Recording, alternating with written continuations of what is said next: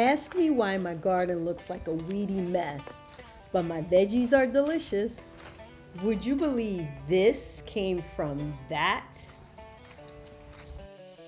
As you can see, I'm not the best gardener in the world.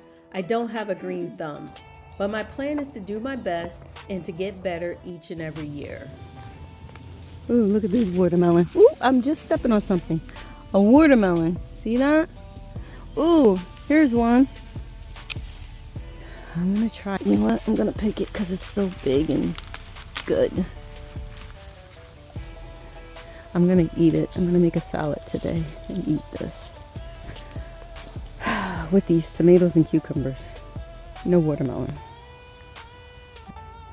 If you want to see how I turned this harvest into a superfood salad, the full video will be on our YouTube channel soon.